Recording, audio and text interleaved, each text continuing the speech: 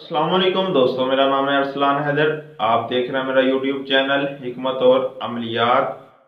आज की वीडियो में बात करेंगे चेहरे पर झुर्रियाँ क्यों बनती हैं। झुर्रियाँ पड़ जाती हैं कुछ लोगों के चेहरों पर, जिससे उनका कुदरती हुस्न जो है वो बहुत ही छुप जाता है। यानी ऐसा लगता है जैसे कि उनकी उम्र बहुत ज़्यादा है। अगर वो जवान भी हों तो झुर्रियाँ जो हैं उनकी वजह से ऐसा लगता है जैसे बहुत बूढ़े हो चुके हैं या कि इंसान बीमार है। तो झुर्रियाँ पड़ने की वजह क्या है? क्योंकि जवानी के साथ झुर्रियों का कोई ताल्लुक नहीं, झुर्रियों का ताल्लुक बुढ़ापे से होता है। तो बुढ़ापा क्या चीज़ है, इसके बारे में थोड़ी बात करेंगे ताकि हमें समझ आए कि इंसान के जिस्म पर ख़ास तौर पर चेहरे पर झुर्रियाँ क्यों पड़ती हैं और इसका इलाज क्या है, इसके असबाब क्या हैं। हकीम इनकलाब साबर मुल्तानी रहमतुल्लाह अलैह फरमाते हैं कि अगर कोई अपनी जवानी को बरकरार रखना चाहता है और चाहता है कि उस पर बुढ़ापा ना आए, यानी जब तक जिंदा रहे तो उसका जिस्म तवाना और तंदुरुस्त रहे, तो वो अपने जिस्म खून में हरारत और रतूबत का एतदाल बिगड़ने ना दे। यानी हरारत और रतूबत के एतदाल का खास ख्याल रखे, तो उस पर बुढ़ापा जो है वो नहीं आएगा और उसकी जवानी कायम रहेगी। तो इस असूल के मुताबिक जो है जिस्म पर झुर्रियाँ तभी बनती हैं जब जिस्म में हरारत और रतूबत का एतदाल बिगड़ता है।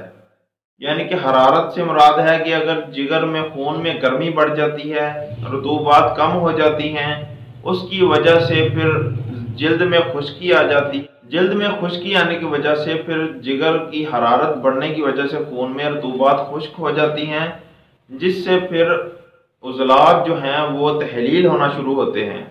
और उज़लात यानी गोश्त पोश्त तहलील जब होता है तो फिर वो उनमें नरमी आ जाती है। नरमी आने की वजह से चेहरे पर झुर्रियाँ पड़ जाती हैं। और अगर हरारत कम हो जाए, रतूबत जिस्म में बढ़ जाए, तो रतूबत के बढ़ने की वजह से जिल्द फूल जाती है, उसमें सोजन आ जाती है, जिसकी वजह से वो कसी कसी लगती है और चेहरा जो है फिर भी ऐसे बेरौनक लगता है और ऐसे लगता है जैसे कि बंदा बीमार हो। तो एतदाल में हरारत और रतूबत अगर रहेगी तो इंसान की जवानी बरकरार रहेगी। लेकिन अगर रतूबत या हरारत में से कोई भी चीज़ अगर कम या ज़्यादा हो गई तो चेहरे पर झुर्रियाँ पड़ जाएंगी। चेहरा जो है उसकी रौनक ख़त्म हो जाती है और इसके साथ साथ इंसान या तो बूढ़ा लगता है या फिर ऐसा लगता है जैसे कि वो बीमार है। इसलिए अगर आप चाहते हैं कि आपका कुदरती हुस्न बरकरार रहे और आपके चेहरे पर झुर्रियाँ छाइयाँ ना बने, तो हरारत और रतूबत का एतदाल जो है वो लाजमी उसका ख्याल रखें, तभी आप इस बीमारी से बच सकते हैं।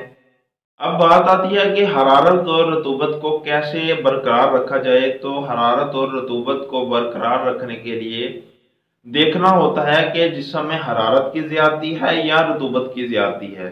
उसकी निशानी मैं आपको पहले बता चुका हूँ कि अगर हरारत की ज्यादती होगी तो जिस्म पर जो है गोश्त वो ढीला हो जाता है, नरम हो जाता है।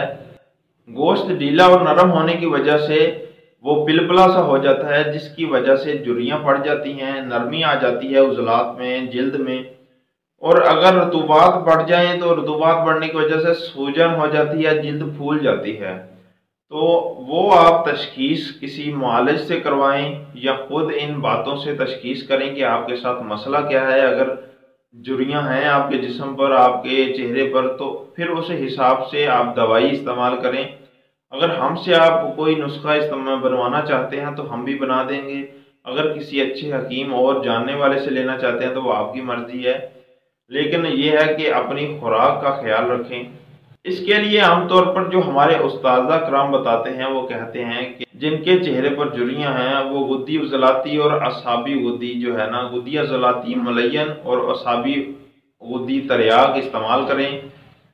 आम तौर पर जो जवान हैं उन्हें, और जिनके चेहरे पर अभी झुर्रियाँ नहीं हैं, उन्हें तो यही बताते हैं कि अगर एक दो दिन बाद यानी तसलसल के साथ, यानी एक दिन या दो दिन के वक्फे के बाद गुद्दी उज़लाती मलयन और असाबी गुद्दी तरियाक की एक गोली खा ली जाए तो इंसान की जवानी बरकरार रहती है, क्योंकि उसका हरारत और रतूबत का एतदाल नहीं बिगड़ता। अगर फर्ज करो कोई इस बीमारी का शिकार हो चुका है और उसका एतदाल बिगड़ गया है तो पहले तशखीस करवाए। तशखीस करवाने के लिए हमारे व्हाट्सएप नंबर पर भी रब्ता कर सकते हैं आप, या किसी हकीम से भी मिलके आप बात कर सकते हैं, या हमसे मिलके। तो तशखीस के बाद नुस्खा तजवीज़ करें। याद रखें कि जब तक मर्ज की असल वजह का मालूम नहीं होता, अलामात से इलाज जो है वो नाकाम रहता है। यानी एक बंदा जो है वो वैसे ही कह देता है कि मेरे साथ ये मसला है, तो उसे पता ही नहीं कि झुर्रियाँ जो हैं वो रतूबत के बढ़ने की वजह से हैं या हरारत के बढ़ने की वजह से।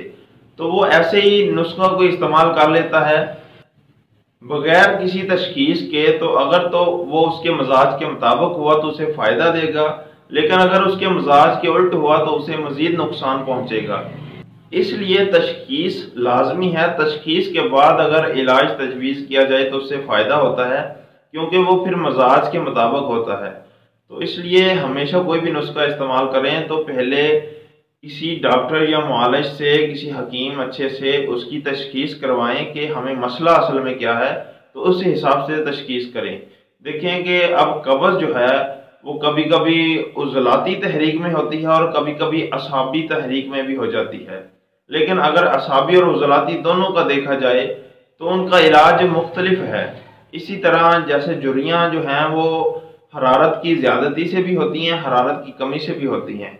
अब ये तो पहले तशखीस हो तो फिर इसका इलाज जो होगा वो आपको फ़ायदा देगा। अगर बगैर तशखीस के आप कोई नुस्खा इस्तेमाल करते हैं तो हो सकता है अगर वो मिजाज के मुताबिक फिट बैठ गया तो फ़ायदा देगा, अगर नहीं बैठा तो नुकसान देगा। इसलिए तशखीस लाजमी करें तजवीज़ इलाज से पहले।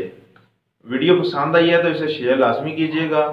कोई बात पूछनी है तो आप व्हाट्सएप रब्ता कर सकते हैं, और मेरी हौसला अफजाई के लिए मेरे चैनल को लाजमी सब्सक्राइब करें ताकि आपको मज़ीद ऐसी वीडियोस मिलती रहें जिससे आपकी मालूमात में इजाफा हो।